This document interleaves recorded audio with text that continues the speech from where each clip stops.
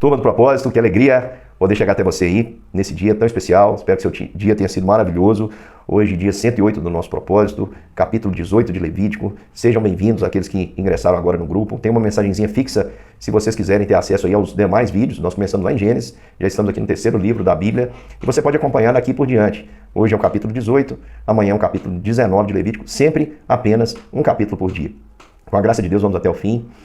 Nós também estamos orando. Cada um de nós escolheu um propósito pelo qual orar durante o ano. Você sabe aquilo que você precisa, aquilo que você deseja, aquilo que você quer colocar diante do Senhor. Faça isso também. E também nós estamos tentando melhorar. Cada um escolheu uma coisinha apenas na vida, um hábito, para tentar mudar. A gente sabe que mudar não é fácil, então a gente tem que tentar aos poucos. E o segredo é não parar. Conte com o Senhor aí nessa caminhada, escolha algo que te prejudica ou prejudica a quem você ama e tente mudar. Nós vamos sem demora lá para o capítulo 18. Pessoal, o capítulo 18, eu já quero adiantar para vocês, eu vou colocar uma tabelinha aqui para mostrar para vocês exatamente os tipos de casamento ilícitos, uniões abomináveis, e tudo isso tem a ver com o título aqui, ó, relações sexuais ilícitas. O casamento era abominável nesse sentido, porque ele haveria de ter aí, quando aqui diz descobrirás a nudez, descobrir a nudez seria ali com a finalidade de ato sexual. É claro que num tempo de muito pudor, como era aquela época, a nudez era proibida, não se devia descobrir a nudez de ninguém, a não ser a esposa do esposo, o esposo da esposa, né? E os pais dos filhos, quando pequenos aí, para suprir aí as necessidades dos filhos. Agora, o que nós vamos ver é que o Senhor, ele condena. Aqui no capítulo 18 especificamente, não vai aparecer as penas. Essas penas vão aparecer no capítulo 20 e lá nós vamos usar essa imagem aqui novamente. Mas eu coloquei aqui só para vocês entenderem o contexto desse texto e no final eu vou trazer aqui uma ênfase. Só para a gente se situar, olha o que o Senhor diz aqui no capítulo 18, versículo 3. Não fareis segundo as obras da terra do Egito. Então significa que tudo isso aqui que Deus condena existia na terra do Egito.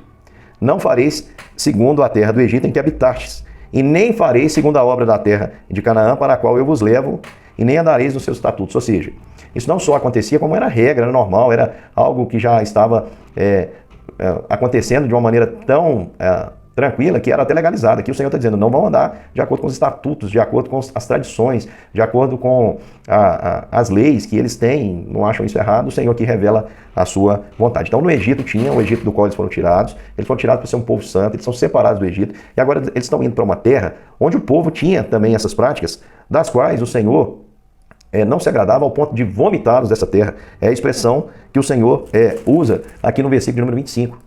Que essas práticas haviam contaminado a terra ao ponto que ele visitou a sua iniquidade e vomitou os seus moradores. E o Senhor deixa alerta, olha, se vocês procederem também dessa forma, versículo de número 28, não suceda que a terra vos vomite, havendo vós contaminado, como vomitou o povo que estava antes de vós. Portanto, isso era algo que causava nojo em Deus. O Senhor fez com que a terra vomitasse essas abominações, e nós vamos ver aqui algumas coisas que para nós são lógicas, e vamos ver que há 3 tipos, lá na frente, capítulo 20 vai ficar mais claro, mas há 3 tipos de pena. A pena de morte, que seria uma execução, quem assim fizesse, né? A pena de carete. O que seria essa pena? Seria a eliminação pelo próprio Senhor. É quando o Senhor vem e meio que antecipa a morte e elimina essa pessoa do seu povo. Sempre está ligado a falas solenes do Senhor. Então, para os judeus, para a tradição judaica, essa era uma pena chamada de carete. E havia também a pena daqueles que levariam a iniquidade sobre si e morrerão sem filhos. Então vamos lá, tem a figura do homem aí, a setinha apontando quais eram as relações sexuais ilícitas que eram punidas com a pena de morte, ou seja, o homem seria executado, a execução aconteceria provavelmente aí através do apedrejamento. Se ele tivesse relações sexuais ou descobrisse a nudez ali da sua mãe, madrasta, que é a mulher do seu pai, nora, que é a esposa do seu filho, qualquer parente próximo, seja tia, enfim, filha, não poderia, qualquer parente próximo, graus próximos, irmã da sua mãe, irmã do seu pai, enfim, a Bíblia deixa claro que não poderia. A mulher do seu próximo também não poderia, e a Bíblia não especifica aqui o que seria, né, esse próximo, mas eu acredito que aqui está de uma maneira generalizada, apontando para que qualquer mulher, que não fosse a sua mulher, deveria ser evitada. Não quer dizer que é só a mulher do seu amigo, não, mas a mulher do seu inimigo também. Qualquer mulher, em conjunto, o homem não poderia possuir, por exemplo, a esposa e a filha. E aí a gente vai por dedução, entendendo que também os demais ascendentes não poderiam, nem neto, etc. Então era errado um homem possuir, por exemplo, a mulher e sua filha, a concubina e sua filha. Não poderia. Até porque provavelmente a filha seria dele, né? E mesmo em outros casos também não poderia. Também seria punido com a morte, preste atenção nesse fato aqui. Eu vou até deixar marcado, porque eu deixei marcado aqui aqueles que eu vou abordar mais de uma maneira profunda nesse capítulo 18. Então aqui, se um homem tivesse relação, aí como diz, com outro homem como se fosse mulher, a pena seria a morte. Portanto, pessoal, a Bíblia deixa claro que a homossexualidade é pecado. Nós temos um apelo muito grande dos seres humanos, né, da sociedade, vamos dizer assim, nem é dos seres humanos, mas da sociedade, do que a gente diz assim, do globalismo, do consórcio, da mídia, dos pensadores, dos intelectuais, dos que se chamam intelectuais, né? Uma pressão muito grande para que a gente veja isso como normal. Isso não é normal. A Bíblia diz claramente que isso é pecado. Então nós temos que dar nome que a Bíblia dá. A Bíblia chama a relação de um homem com outro homem de pecado, assim como chama tantas outras coisas. Esse é um pecado.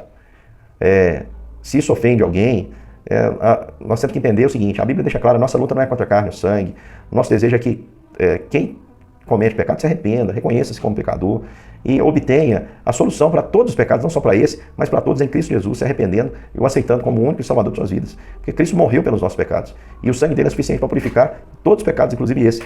Mas a Bíblia deixa claro para dizer que isso é pecado. E a gente sabe que o salário do pecado é a morte. Continuando, também o sexo com o animal, que é chamado de bestialismo ou zoofilia. Tanto um homem quanto a mulher que tivesse relações com o animal, e espantem-se, existem pessoas que têm essa audácia, essas pessoas seriam aí punidas com a morte, com a execução. Agora olha que interessante essa segunda coluna aqui.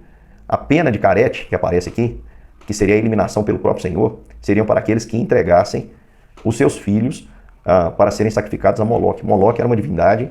Vou tentar achar aqui uma imagem, só para você ver a figura, né, de Moloque. Moloque era essa imagem aí, esse deus pagão que exigia como oferta sacrifícios humanos, especialmente de crianças, e que eram consumidas pelo fogo. Aí você pensa assim, poxa vida, que coisa bárbara.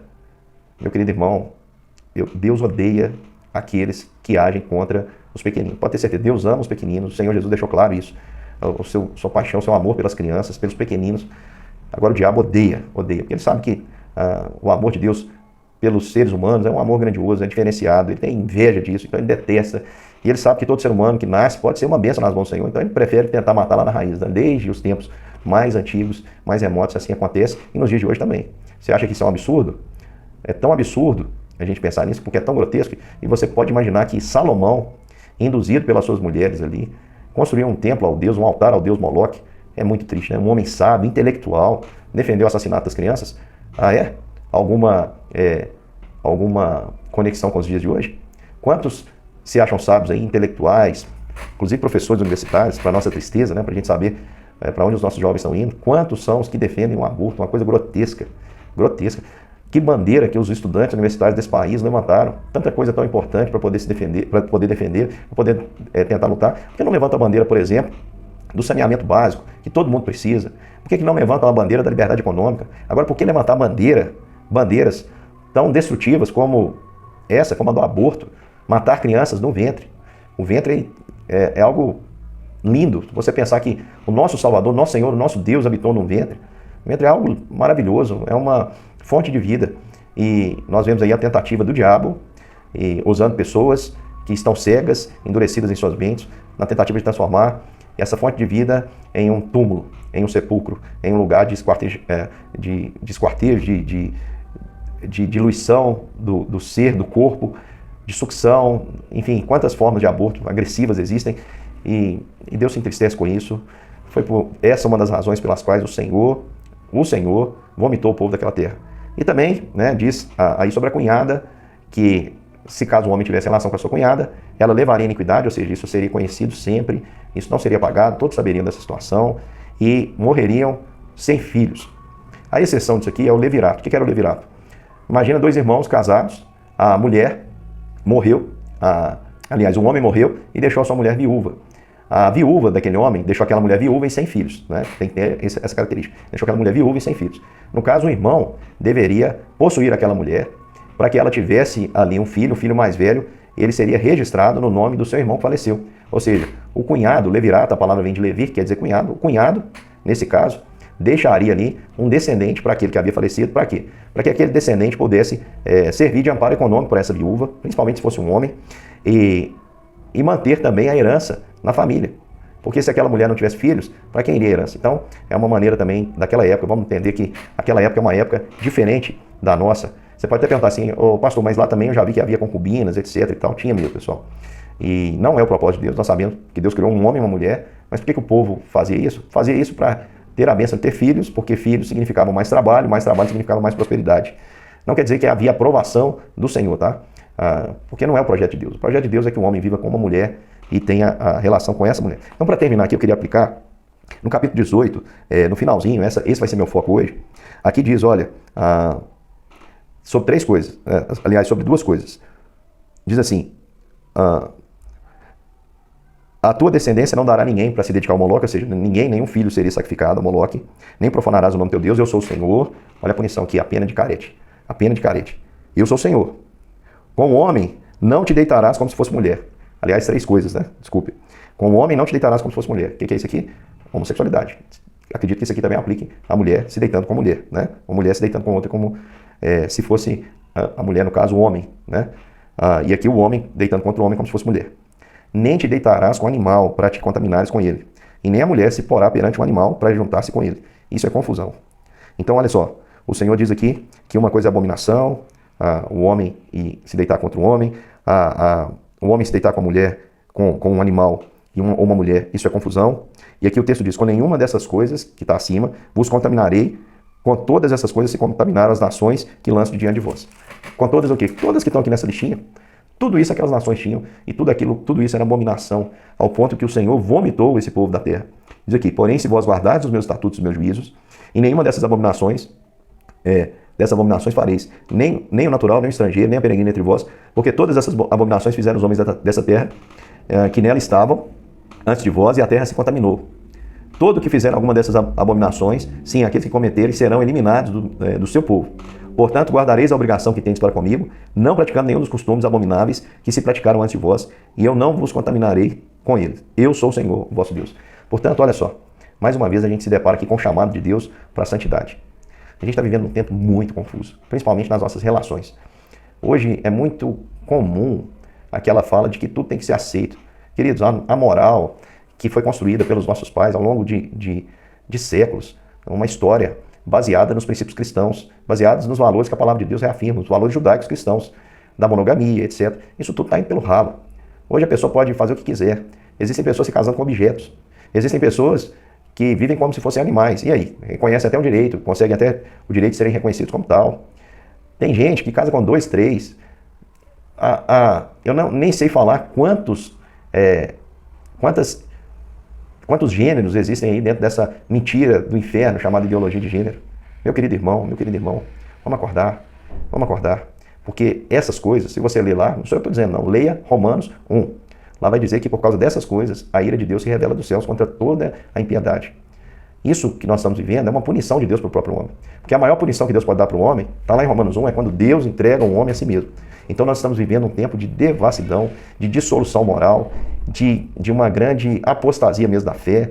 Tem muita gente achando que é normal aquilo que não é normal. E o resultado disso a gente sabe, irmãos. Em breve, nós veremos o juízo de Deus. E eu espero que o juízo de Deus não te alcance, porque o juízo de Deus, ele se revela contra todos aqueles que praticam a impiedade. Então a gente precisa dar nome às coisas e dizer que pecado é pecado. E pecado tem que ser evitado, porque o pecado nunca faz bem, sempre traz dor, sempre traz culpa, sempre traz morte. Agora, se nós andarmos diante dos estatutos do Senhor, mantendo a santidade, mantendo o padrão, mantendo a moralidade, o homem e a sua mulher, vivendo em família, criando a família, com respeito, com exemplo, pode ter certeza, irmãos, nós vamos ter um país diferente, nós vamos ter um mundo diferente, nós vamos ter mudanças profundas. A gente fica esperando às vezes que a mudança venha de cima para baixo, que surjam leis. Para com isso. A mudança verdadeira começa de dentro do homem e partindo dele, começa na sua casa, mudando a sua família, você educando os seus filhos como deveriam ser educados, e aí nós vamos ter uma mudança de comportamento geral na nossa nação. Se a gente muda o homem, a gente muda o mundo. Então o homem precisa mudar. Ele precisa entender que o pecado diante de Deus não fica sem consequência. Essa é a palavra que eu queria deixar para você hoje, meu querido irmão. Que Deus te abençoe muito. Amanhã nós estamos juntos para mais um capítulo do Grupo Propósito aqui. Amanhã o capítulo número 19 do livro de Levítico. Deus abençoe, um grande beijo e uma ótima noite.